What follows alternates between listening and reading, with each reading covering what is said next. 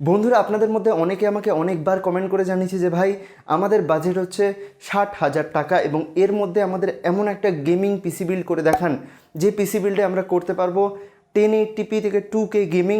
তাছাড়াও সেখানে আমরা ভিডিও এডিটিংয়ের মতো কাজ, 3D মডেলিংয়ের মতো কাজও যেন করতে পারি, তবে আমাদের মূল প্রায়োরিটি হচ্ছে গেমিং। তো আজকের এই ভিডিওটা আপনাদের জন্য। যারা এখানে ভিডিও এডিটার ভাই রয়েছেন তারাও এখানে আসতে পারেন, তবে এখানে মূলত কথা বলা হবে গেমারদের এবং গেমিং পিসি বিল্ড এটা মূলত। তাছাড়াও এখানে ভিডিও এডিটিংয়ের মতো কাজও করতে পারবেন। সেজন্য বন্ধুরা ভিডিওটা হবে অনেক বেশি ইন্টারেস্টিং। তাছাড়াও এখানে কোন পার্ট কেন ইউজ করা হয়েছে তার ব্যাপারে ডিটেলে কথা বলা হবে। তাছাড়াও এখানে best to best value for money part use করা রয়েছে, সেজন্য বন্ধুরা ভিডিওটা আপনারা দেখবেন পুরোটা। আসসালামু আলাইকুম বন্ধুরা, আমি রাইহান মুস্তাফিজ। তাহলে চলুন আর দেরি না করে ভিডিওটা শুরু করা যাক। বন্ধুরা ভিডিও শুরু করার আগে আপনাদের প্রত্যেককে আমার তরফ থেকে আন্তর্জাতিক মাতৃভাষা দিবস এবং শহীদ দিবসের অনেক বেশি শুভেচ্ছা রইল। তাছাড়াও যেহেতু বাংলা ভাষায় আমি ভিডিও বানাই, কন্টেন্ট ক্রিয়েট করি, সেজন্য পার্সোনালি কেন জানি না আমার একটু গর্ববোধ হচ্ছে, ভালো লাগছে খুব মন থেকে যে এমন একটা ভাষা নিয়ে কাজ করছি যে ভাষাটা মানে সত্যি এত দামি, এত প্রেসাস একটা ভাষা, যে ভাষার জন্য মানুষের জীবন গেছে, যে ভাষার জন্য মানুষ প্রাণ দিয়েছে, শহীদ হয়েছে, সেই ভাষা নিয়ে কিছু করতে পারছি। তো আজকের ভিডিওটা শুরু করার আগে এই ছিল আমার একটা ছোট্ট কথা। বন্ধুরা আজকের গেমিং পিসি বিল্ডের প্রথম কম্পোনেন্টের ব্যাপারে কথা বলবো, যেটা হচ্ছে AMDর তরফ থেকে Ryzen 5 3500, যেটা ইন্ডিয়ান মার্কেটে 11,500 টাকা এবং বাংলাদেশে 12,000 টাকার মধ্যে আপনারা পেয়ে যাবেন। এটা একটা 6টা কোর 6টা থ্রেডের প্রসেসর। তাছাড়াও এটা রয়েছে AMDর 7 ন্যানোমিটারের Zen 2 আর্কিটেকচারের উপর বেস, যেহেতু এটা 3500 মানে প্রথমে 3 রয়েছে, মানে এটা একটা থার্ড জেনারেশনের AMD প্রসেসর, রাইজেন প্রসেসর, মানে এটা Zen 2 আর্কিটেকচারের উপর বেসড। তাছাড়াও এখানে মিনিমাম ফ্রিকোয়েন্সি 3.6 থেকে বুস্ট ফ্রিকোয়েন্সি যায় 4.1 GHz অবধি। তাছাড়াও এখানে 65 ওয়াটের TDPতেই এই প্রসেসরটা আরামসে চলে যায়। তাছাড়াও এখানে L3 ক্যাশ রয়েছে 19 MBর। তাছাড়াও এই প্রসেসরে আমরা হায়ার ফ্রিকোয়েন্সি র্যামকেও ইউজ করতে পারবো, মানে 3200 মেগাহার্জ অবধি র্যাম এটা সাপোর্ট করে ডুয়েল চ্যানেলে। তাছাড়াও এটা যদিও একটা AMD রাইজেন সিরিজের প্রসেসর, মানে এটা একটা আনলকড প্রসেসর। তাছাড়াও এটাকে আমরা ওভারক্লক করতে পারবো। আরেকটা আপনারা ইন্টেল অল্টারনেটিভ ইউজ করতে পারেন, সেটা হচ্ছে i5-10400F। এটা একটা 6টা কোর 12টা থ্রেডের প্রসেসর, এটা খুব ভালো প্রসেসর। এটা আপনাকে গেমিংয়ে দুর্দান্ত পারফরমেন্স দেবে, তবে প্রাইস কিছুটা বেশি। যদি ইনক্রিজ করতে পারেন সেক্ষেত্রে i5-10400F এর দিকেও আপনারা যেতে পারেন। বন্ধুরা এরপর কথা বলবো আমরা আমাদের মাদারবোর্ডের ব্যাপারে। মাদারবোর্ড হিসেবে আমরা চুজ করেছি MSI এর তরফ থেকে অত্যন্ত popular B450 Pro VDH Max motherboard, যেটার প্রাইস ইন্ডিয়াতে মোটামুটি 7,000 টাকা এবং বাংলাদেশে 8,500 টাকার মধ্যে আপনারা আরামসে পেয়ে যাবেন। এই মাদারবোর্ডটা কেন চুজ করলাম, কারণ এই মাদারবোর্ডটা যে প্রাইস পয়েন্টে যে ভ্যালু আমাদের অফার করে সেটা দুর্দান্ত। এই মাদারবোর্ডের যে অপশনাল যদি কিছু চান সেক্ষেত্রে আমি বলতে পারি, আপনাদের বাজেট যদি কিছুটা বেশি হয় সেক্ষেত্রে আপনারা চুজ করতে পারেন MSI এর তরফ থেকেই B450 Tomahawk Max। আমি জানি হাজারবার আমি এই মাদারবোর্ডটা সাজেস্ট করি, কারণ মাদারবোর্ডটা সত্যি অত্যন্ত ভ্যালু ফর মানি। তাছাড়াও আরও বেশি বাজেট হলে আপনারা B450 কার্বন যে মাদারবোর্ডটা সেটাও চুজ করতে পারেন, তবে অত টাকা দিয়ে মাদারবোর্ড কেনার কোনো মানে হয় না এই বাজেটের জন্য। এই বাজেটে আমার মনে হয় B450 Tomahawk Max হচ্ছে ম্যাক্সিমাম যে আপনারা যেতে পারেন। আর মিনিমাম যদি থাকতে চান সেক্ষেত্রে এই মাদারবোর্ডটা চুজ করতে পারেন, কারণ এই মাদারবোর্ডে আপনারা ফিউচারে যদি কিছু আপডেট করতে চান সেটাও করতে পারবেন। হ্যাঁ, নতুন জেনারেশনের প্রসেসরের সাপোর্ট হতে পাবেন না, কিন্তু Ryzen 5 থেকে ইনকেস থার্ড জেনারেশনের Ryzen 7 নিতে চাইলে সেটাও আপনারা এক্ষেত্রে করতে পারবেন। তাছাড়া এখানে ওভারক্লকিং পোটেনশিয়াল রয়েছে, মানে আপনারা আপনাদের প্রসেসরকে ওভারক্লক করতে পারবেন। খুব বেশি না করলেও স্টক কুলার যেহেতু ইউজ করছি সেক্ষেত্রে হালকা ফুলকা ওভারক্লকিং আপনারা করতে পারবেন। তাছাড়াও এখানে যে হিট সিঙ্ক রয়েছে সেটা আমি বলবো না টমোহাক ম্যাক্সের মতো অত হাই লেভেলের, তবে মোটামুটি আমি বলবো এই বাজেট অনুযায়ী একদম প্রপার হিটসিঙ্ক এখানে দেওয়া রয়েছে। এই মাদারবোর্ডটা চুজ করার কারণ এটা একটা বেশ ব্যালেন্স মাদারবোর্ড। তাছাড়াও এই মাদারবোর্ডটাতে আপনারা পেয়ে যাবেন M.2 NVMe SSD সাপোর্ট, যেটার ফলে আপনারা হাই স্পিড NVMe SSDকেও ইনস্টল করতে পারবেন এবং M.2 ফর্ম ফ্যাক্টরের যে কোনো SSDকেও আপনারা ইনস্টল করতে পারবেন। বন্ধুরা এরপর কথা বলবো আমরা আমাদের র্যামের ব্যাপারে। র্যাম হিসেবে আমরা চুজ করেছি অত্যন্ত পপুলার কর্সেয়ারের তরফ থেকে ভেঞ্জেন্সের 3200 মেগাহার্জের র্যাম 8GB দুটো কিট, কারণ এখানে 16GB র্যাম আপনাদের ইন ফিউচারের জন্য মোর দ্যান এনাফ হবে। এবং এই বাজেট যখন আপনারা খরচা করছেন 8GB র্যামের দিকে কেন যাবেন, 16GB র্যাম তো মাস্টই মাস্ট। সেক্ষেত্রে এই দুটো র্যাম কিটের আপনারা দাম পাবেন ইন্ডিয়াতে মোটামুটি 7,000 টাকা এবং বাংলাদেশে 7,500 থেকে 7,800 টাকার মধ্যে দুটো র্যাম কিট মিলিয়ে। এবং এই যে র্যামটা চুজ করার কারণ, এখানে হয়তো 8GB এর মতো দুর্দান্ত দেখতে কোনো ফিচার পাবেন না, কিন্তু এখানে যে সুন্দর পারফরমেন্স পাবেন, এখানে যে হিট ডেসিপেশন পাবেন, সেটা সত্যি ভ্যালু ফর মানি। বন্ধুরা যেহেতু আমরা এখানে ডুয়েল চ্যানেল র্যামকে ইউজ করছি, মানে দুটো র্যামকে ইউজ করছি, সেক্ষেত্রে অবশ্যই আপনারা ডুয়েল চ্যানেল র্যামের সাপোর্ট এখানে নেবেন এবং ডুয়েল চ্যানেলের র্যামটাকে লাগাবেন, যার ফলে আপনারা পাবেন বেস্ট টু বেস্ট পারফরমেন্স। কারণ আমরা জানি রাইজেনের প্রসেসরগুলো যখন ডুয়েল চ্যানেলে লাগানো হয় মেগাহার্জ বেশি থাকে, সেক্ষেত্রে আমাদের পারফরমেন্স, আমাদের এফপিএস গেমে সেটা অনেক বেশি পাওয়া যায়। তো সেক্ষেত্রে আপনারা কিন্তু মেক শিওর করবেন যে আপনারা যেন র্যামটাকে ডুয়েল চ্যানেলে অবশ্যই লাগান। বন্ধুরা, এরপর আমরা কথা বলবো আমাদের গ্রাফিক কার্ডের ব্যাপারে, যে কথাটা বলার জন্য আমার মনটা একদম মরে গেছে, আমার কথা বলতে ইচ্ছা করছে না গ্রাফিক কার্ডের ব্যাপারে, কারণ প্রাইস অত্যন্ত বিচ্ছিরিভাবে বেড়ে রয়েছে ইন্ডিয়া এবং বাংলাদেশের দুটোরই মার্কেটে। অর্ধেক সময় বন্ধুরা আপনারা কমেন্ট করেন যে ভাই গ্রাফিক কার্ড আমরা পাচ্ছি না।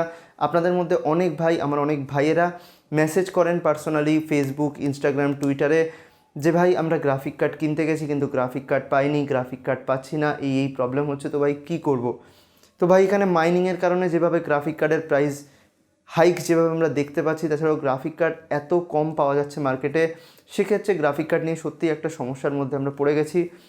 ম্যাক্সিমাম যারা সেলার তারা বলছে যে এবছরের মধ্যে গ্রাফিক কার্ডের প্রাইস খুব একটা কমবে না। আমি পার্সোনালি নিজেও পিসি বিল্ড করার কথা ভাবছি, কিন্তু গ্রাফিক কার্ডের প্রাইস আমি অনলাইন অফলাইন মার্কেটে, এত অনলাইনে তো অর্ধেক জায়গায় নেই গ্রাফিক কার্ড সিরিয়াসলি, এবং অফলাইন মার্কেটে আমি অন্তত 10-12টা দোকানে প্রায় দিন কল করি। আমার জন্য, আপনাদের জন্য, মেনলি আপনাদের জন্য, কারণ আপনাদের মধ্যে অনেকে জিজ্ঞেস করেন যে ভাই গ্রাফিক কার্ড কোথায় পাবো। সেক্ষেত্রে আমার নিজেরও একটা চিন্তা থাকে আপনাদের বলার ক্ষেত্রে যে কোথায় পাবেন বা কীভাবে পাবেন। সেক্ষেত্রে সব জায়গা থেকে খোঁজখবর আমি লাগিয়েছি, কিন্তু গ্রাফিক কার্ডের দাম এখন সব জায়গায় খুব বেশি চলছে। সেকেন্ড হ্যান্ড মার্কেটে যারা বিক্রি করছে গ্রাফিক কার্ডের দাম, যদি দোকানদারের কাছে স্টক থাকেও সেকেন্ড হ্যান্ড মার্কেটে, তারা 5,000 টাকায় কিনেছে গ্রাফিক কার্ড, RX 570 তারা কিনেছে হয়তো 5-6 হাজার টাকায়, তারা এখন বিক্রি করছে সেটাকে সেকেন্ড হ্যান্ডও 8, 10, 12, 15, মানে কোনো ঠিক নেই, কোনো গ্রাফিক কার্ডের কোনো ঠিক নেই। তবে আপাতত যদি গ্রাফিক কার্ড কিনতে যান সেক্ষেত্রে একটাই অপশান আপনাদের কাছে এই বাজেটে, সেটা হচ্ছে 1650 সুপার, যে ব্র্যান্ডের পেয়ে যাবেন, এবং 4GB DDR6 মডেল অবশ্যই, কারণ এতে রয়েছে 1280টা কুডা কোর, যেটা আপনাদের গেমিংয়ে অনেক বেশি হেল্প করবে। এছাড়াও এনভিডিআর গ্রাফিক কার্ড চুজ করার আরেকটা কারণ, যারা স্ট্রিম করেন তারা জানেন যে এনভিডিআর অনেক রকম সফটওয়্যার রয়েছে, ওখানে অনেক রকম এনকোডিং ওরা ইউজ করে, যার ফলে আমরা স্ট্রিমের মধ্যে অনেক ভালো পারফরমেন্স দেখতে পাই। বন্ধুরা, এছাড়াও এখানে 128 বিট মেমোরি ইন্টারফেস রয়েছে, তাছাড়াও এখানে রয়েছে 6 পিন পাওয়ার কানেক্টর, যেটা সাহায্যে আমরা আমাদের পিএসইউকে যখন কানেক্ট করব তখন এটাতে পাওয়ার দিয়ে আমরা ইউজ করতে পারবো, এবং 100 ওয়াটের মধ্যেই এটার পাওয়ার ইউসেজ রয়েছে। সেক্ষেত্রে কোনো সমস্যার কারণ নেই, কারণ এই গ্রাফিক কার্ডটা যে ভ্যালু আমাদের অফার করে সেটা দুর্দান্ত, কিন্তু এখন দাম বেশি হওয়াতে ইন্ডিয়ান মার্কেটে আপনারা ধরুন এটা 18-18.5 হাজার টাকা এবং বাংলাদেশে 20,000 টাকায় পেয়ে যাবেন। নর্মাল সময় গ্রাফিক কার্ডটার প্রাইস ইন্ডিয়ান মার্কেটে থাকে 13-14 হাজার টাকা, এবং বাংলাদেশের মার্কেটে এটার প্রাইস থাকে হার্ডলি 16-17 হাজার টাকা, সেখানে এখন 20,000, মানে 4-5 হাজার টাকা বেশি। ঠিক আছে, এই সময় যদি আপনাদের বাজেট কিছুটা বেশি থাকতো, নর্মাল সময় হতো, সেক্ষেত্রে আপনারা 2060-র কথাও ভাবতে পারতেন, কিন্তু এখন 2060 কি 1660 সুপারের কথা ভাবলেই প্রাইস কত বেড়ে যাবে।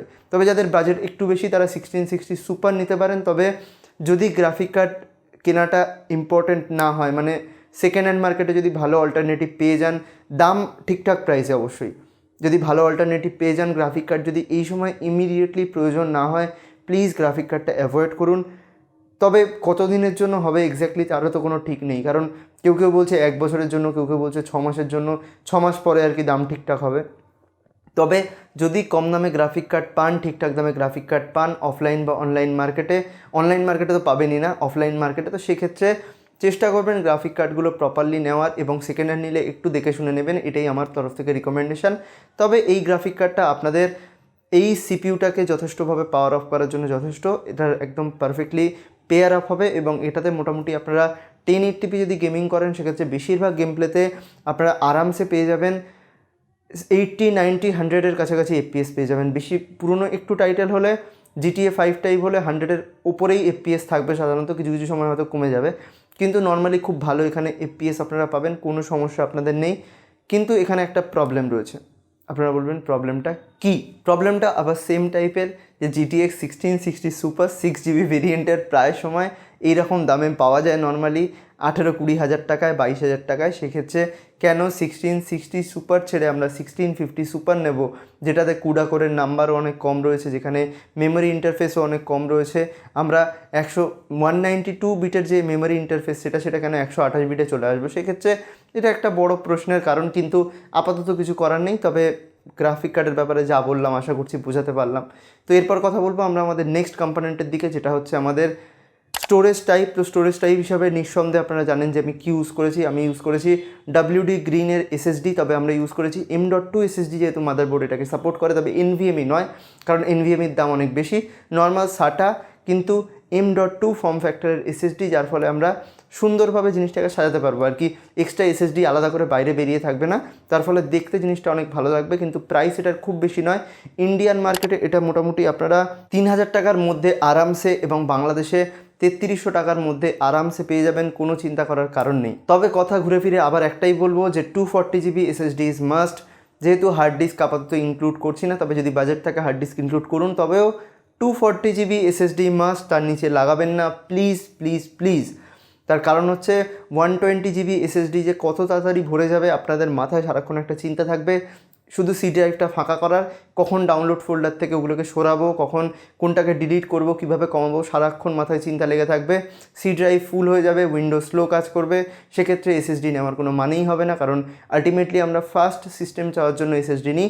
তো সেক্ষেত্রে এই হচ্ছে আমার সাজেশন। বন্ধুরা এরপর কথা বলবো আমরা আমাদের PSU এর ব্যাপারে। আপনারা জানেন আমরা চুজ করেছি এনটেকের তরফ থেকে VP 550। তার কারণ VP 450 তাদের জন্য যারা 1650 সুপার দিয়ে পিসি বিল্ড করবেন, তবে ইন ফিউচার আমি জানি আপনারা আপডেট করবেন বা আপডেট করতে হয়তো বেশিরভাগই ইচ্ছুক হবেন। সেক্ষেত্রে 550 ওয়াট হচ্ছে একটা সেফ জোন। সেক্ষেত্রে 550 ওয়াটের এনটেক VP আপনারা চুজ করুন। এটা 80+ সার্টিফাইড একটা PSU। সস্তা, সার্কেল বা এই ধরনের কোনো ব্র্যান্ডের PSU প্লিজ চুজ করবেন না। 1000 টাকা কমানোর জন্য পুরো পিসিটাই খারাপ হয়ে যেতে পারে। হয়তো ডাইরেক্টলি খারাপ হবে না, কিন্তু পিসি কম্পোনেন্ট যখন 1 বছর টানা ইউজ করবেন প্রপার পাওয়ার সাপ্লাই না পেয়ে, পিসি কম্পোনেন্টের ভেতর থেকে সেটা ঝাঁঝরা হয়ে যাবে। তো সেক্ষেত্রে ভালো ধরনের একটা PSU ইউজ করুন, যেন কুলার মাস্টার হোক বা এনটেক হোক 80+ সার্টিফাইড যেন হয়। বাই দ্য ওয়ে এই PSUটা আপনারা ইন্ডিয়ান মার্কেটে 3000 টাকার মধ্যে এবং বাংলাদেশে 4000 টাকার মধ্যে আরামসে পেয়ে যাবেন। বন্ধুরা এরপর কথা বলবো আমরা আমাদের লাস্ট কম্পোনেন্টের দিকে, যেটা হচ্ছে আমাদের ক্যাবিনেট। আমি জানি আপনাদের মধ্যে বেশিরভাগই সস্তার 500 টাকার ক্যাবিনেট হয়তো উঠিয়ে নিয়ে চলে আসবেন, সেক্ষেত্রে রিকমেন্ড করবো একটু ভালো ক্যাবিনেট চুজ করুন।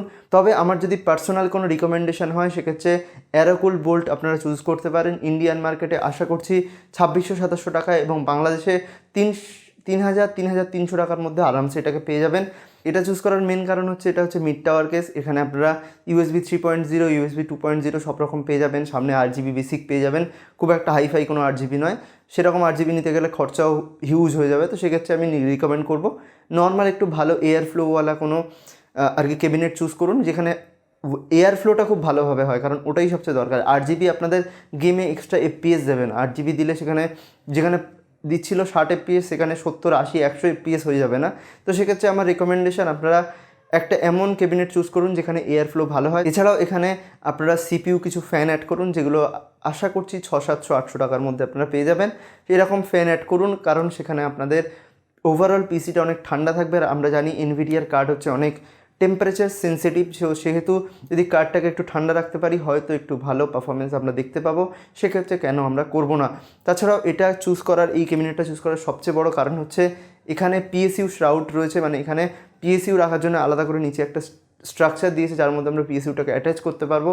এমনি নর্মাল এই বাজেটে নর্মালি যেগুলো হয় সেগুলোতে উপরে PSU, মানে ক্যাবিনেটটার উপর দিকে PSU লাগাতে হয়, কিন্তু এই যে ক্যাবিনেটটা রয়েছে এখানে নিচের দিকে আলাদা করে PSU রাখার জায়গা রয়েছে। সেক্ষেত্রে এটা খুব সুন্দর একটা লুক আপনাদের প্রোভাইড করবে। তো আমরা যদি টোটাল সব পিসি কোম্পানির প্রাইসকে অ্যাড করি, সেক্ষেত্রে ইন্ডিয়ান মার্কেটে দাঁড়ায় 52,700 এবং বাংলাদেশের মার্কেটে দাঁড়ায় 58,900। আমি এখানে 2000 টাকা কেন ছাড়লাম, কারণ আপনারা এখানে গ্রাফিক কার্ডের প্রাইসটা ওপর নিচে হতে পারে, কম বেশি হতে পারে, সেক্ষেত্রে 2000 টাকা কমই আমি ধরলাম। তাছাড়াও এখানে আপনারা যদি টাকা বেঁচে যায় সেক্ষেত্রে অবশ্যই একটু ইনভেস্ট করুন একটা ভালো ফ্যানের দিকে, মানে CPU ফ্যান আর কি, যেখানে আপনাদের ক্যাবিনেটের উপর লাগাবেন সেগুলো। তো এই ছিল আলটিমেট পিসি বিল্ড। তো আপনাদের কেমন লাগলো পিসি বিল্ডটা নিচে কিন্তু কমেন্ট করে জানাবেন। আর আজকের ভিডিওটা যদি ভালো লাগে অবশ্যই একটা লাইক করে দিন, বন্ধুদের সাথে করে দিন শেয়ার, কমেন্ট করে জানান ভিডিওটা কেমন লেগেছে। এরকম ধরনের টেক ভিডিও দেখার জন্য অবশ্যই দ্য আরবান্সকে সাবস্ক্রাইব করে পাশে বেল আইকনটা জোরে প্রেস করে দেবেন, এবং আপনাদের কোনো কোশ্চেন থাকলে সেটা নিচে কমেন্ট করে অবশ্যই জানাবেন। দেখাবে এরকম একটা ইন্টারেস্টিং টেক ভিডিও নিয়ে। ততক্ষণের জন্য গুড বাই, আলবিদা।